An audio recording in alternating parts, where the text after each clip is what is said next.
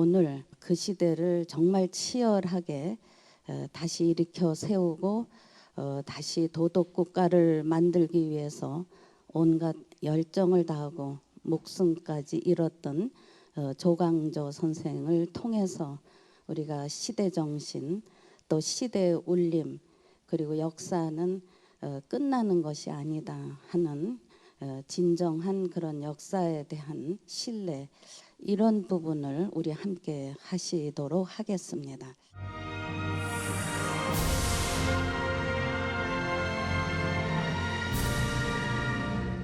이제 조광조가 등장하는 그런 배경의 시대적인 상황을 우리가 사림이라는 세력을 통해서 우리가 그 맥락을 찾아야 합니다. 사림이라면 세력화된 선비를 얘기를 합니다. 고려 말 사회적 모순을 해소하고 도덕적으로 정화시키려는 그런 의지에서 지식인들 사이에서 사회적인 지성 집단으로 확산이 됐던 것이죠. 1392년에 조선 왕조가 건국되고 1398년에 왕자의 난이 일어나고 또 1399년에 또 제2차의 왕자의 난이 일어나고 1400년에 태종께서 즉위하시면서 그래도 그 파란을 이제 수습해서 경제적으로 정치적인 안정을 도모하게 되죠. 세종 때 이러한 국가의 이 토대를 잡고 문화 융성의 시대를 만드는 데서 이제 제야에서만 공부만 하던 사림들이 이제 자기가 쌓은 학문의 경지를 자기의 인격적 수양을 조금 더 현실 정치에 써먹고 싶은 그런 이제 마음이 생겨는 거예요. 제일 대거로 이제 사회적 진출을 하는 시대가 성종의 시대예요. 근데 이제 성종이 어린 나이로 즉위하면서 좌리공신을 75명이나 책봉을 합니다. 근데 성종은 세력 균형 속에서 임금은 한 단계 올라가서 그들을 잘 조종하는 리더로서의 그래도 자질이 있었어요. 이제 연산군 때 와서 이제 무어사화가 조의 그 제문 그 김종직이 세조의 찬탈을 항우에 비기는 그 사초가를 가지고 이제 훈구 세력들이 이제 사림 세력을 정치적으로 이제 부상되는 사림 세력을 제거하는 그런 빌미로 쓰는 거죠. 이 연산군의 끝이 없는 학정에 결국은 1506년에 중종 반정이 일어나게 되죠. 그 중종은 처음에는 뭐 임금이 무망중에 돼서 여하튼 올려졌는데 하여튼 정치라는 건 임금 혼자는 할 수가 없는 거잖아. 그러니까 결국 이 공신들의 세력에 휘둘려서 하는데 숨 막히는 거죠. 그런 속에서 이제 등장하는 참신한 인물이 정암 조광조죠.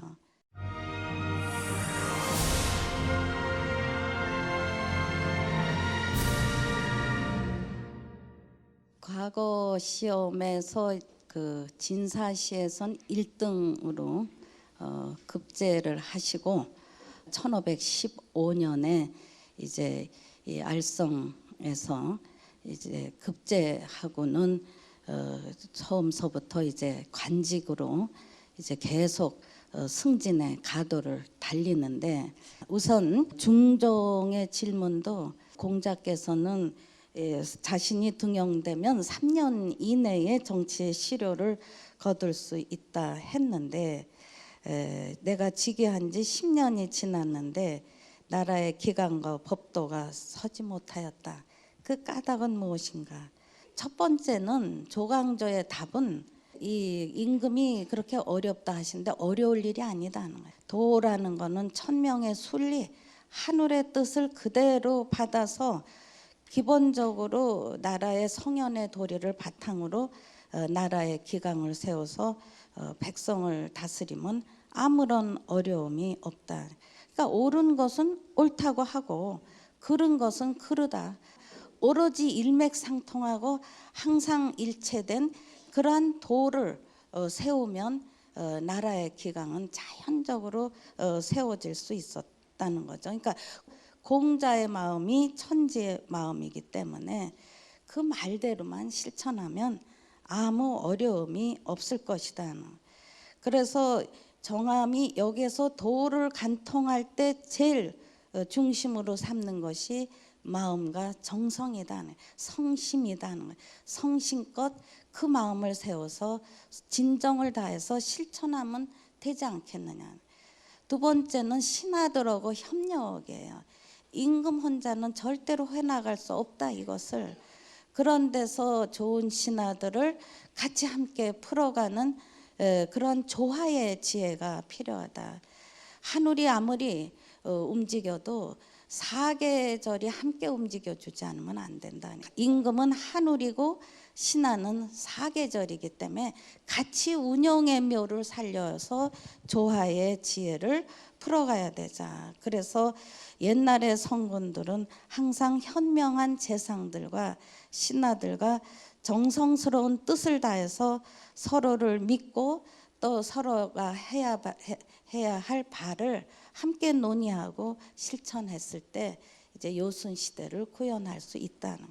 또 공자의 학문을 배우는 유생들이 이제 요순 시대의 정치를 구현하기 위해서 대책을 논하라. 정암의 대답은 아주 간단명료해요. 명도와 근독이다. 정치란 곧 도를 밝히는 것이다. 도를 밝히는 게 명도 아니에요. 도를 밝히는데 신중을 다하고, 근독이라는 건 누가 보지 않아도 누가 볼 때 같은 마음으로 항상 올바른 자세, 삼가하는 태도로 자신을 지키고 해나가면 그럴 때 믿는 그런 마음도 생기고 그런 데서 존경을 받을 수 있다 하는 얘기야. 그것을 아주 잘 설득력 있게 풀어가면서 마지막 말이, 제가 감히 지엄하신 임금님 앞에서 감격하고 간절한 마음을 이기지 못해서 삼가 죽음을 무릅쓰고 이 글을 올리나이다. 이렇게 비장의 각오로 마무리를 해요. 그러니까 마음에 안 들면 떨어뜨려도 좋고 마음에 안 들면 죽여도 좋다는 그런 소신으로 이 답안지를 써서 그것이 이제 결국은 이 조경조가 이제 등용되는 그런 또 하나의 자격이 되는 거죠.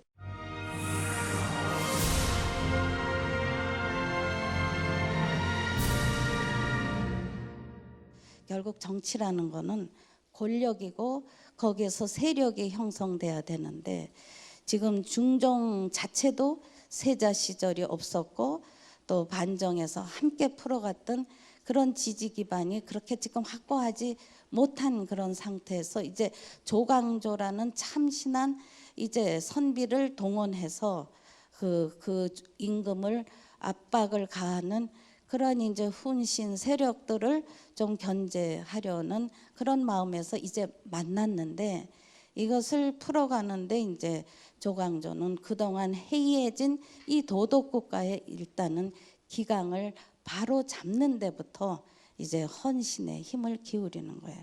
거기 제일 먼저가 이제 소격서 혁파의 문제인데, 소격서는 이제 나라의 큰 재앙이라든가 뭐 가물다든가 이럴 때는 거기에 이제 기우제도 지내고 이제 1월 성신에게 비는 기능이 있었어요.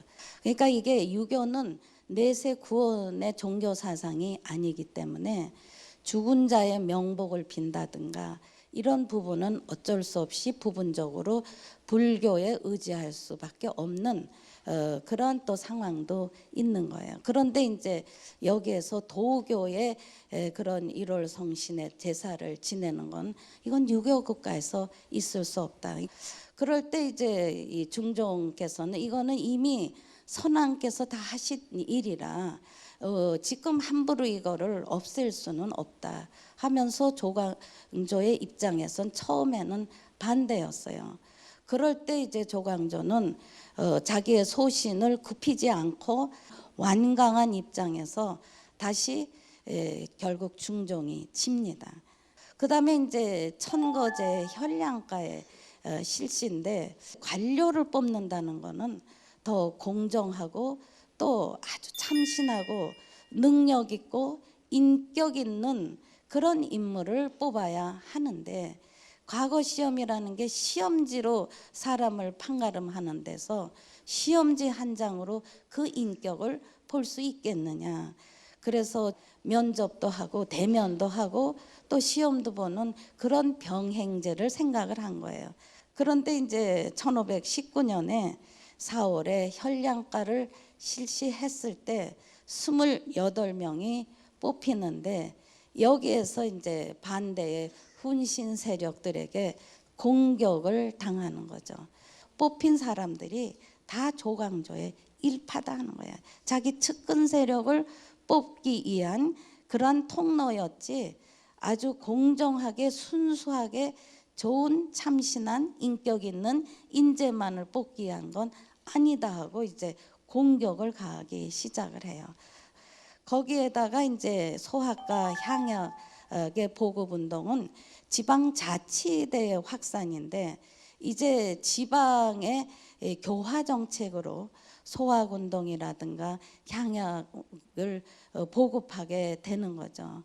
그래서 이제는 중앙의 이런 집행부뿐 아니라 관료들뿐 아니라 지방의 우리 백성들에게도 이제 성리학적인 좋은 이상과 좋은 법도와 좋은 이치를 스스로 마음에 품을 수 있는 교화의 정책을 지방자치제의 규약으로 만드는 거예요. 근데 또 이것이 반대파에서는 중앙에서 파견한 훈신 세력들을 또 견제하고 또 그들의 세력을 위축하기 위한 또 하나의 방편이라고 또 거기에 공격을 하게 되는 거죠.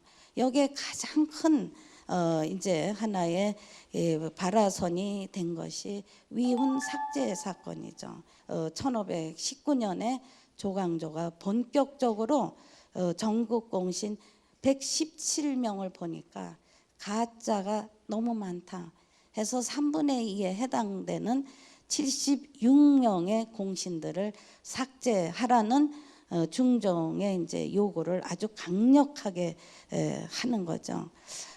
중종이 76명을 삭제하는 그런 결론을 내자마자 이제 훈구 세력들이 조광조의 지금 여기에 보듯이 위훈 삭제에 그런 얽혀서 주초위왕 감나무 잎에다가 조가 왕이 되려 한다. 조광조가 현량가도 뽑아서 자기의 파당을 짓고 또 위인 삭제까지 해서 반대파를 완전히 소멸시키면서 세력을 확대해서 왕권까지 넘본다는 그런 은유의 암시를 주게 되는 데서 중종도 이제 조광조를 더 내버려 뒀다가는 왕권의 위기가 올 것이라는 그런 두려움을 갖게 됩니다. 그러니까 1519년 이제 11월 15일에 기묘사화가 단행되는 거예요. 조광조는 능주 화순에 능주로 유배를 가요. 이렇게 유배를 놓으니까 많은 수많은 유생들이 광화문에서 통곡을 하고 조광조를 신원해 달라는 그런 외침, 또 능주까지 진정성을 다해서 따라가는 이런 모습들을 보고 정말 조광조가 이제 굉장히 세력이 크게 늘어났구나 하는 그런 의심 속에서 12월에 사사돼 버리죠. 한 달 만에 사사가 돼버리고 기묘사화로 결국 이상과 현실의 갈등 속에서 조광조의 꿈은 꺾여버리고 못 잡혔지만 역사는 끝이 나는 것은 아니죠.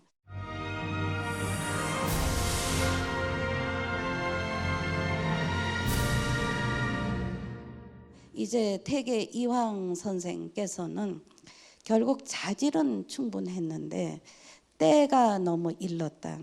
또 학덕을 조금 더 쌌쓰고 나왔으면 더 좋았을 그런 어조로 이제 평을 합니다. 그러니까 조광조의 개혁이 잘못됐다기보다는 때가 너무 일렀다 하는 데서 실패할 수밖에 없었다. 또 율곡 선생께서는 진태를 확실하게 분간하지 못한 면도 있지만, 그러나 조광조의 개혁은 태산 북두로 이제 성리학을 바로 세우는데 또 하나의 길잡이가 된 것이다, 이렇게 높이 평가를 합니다.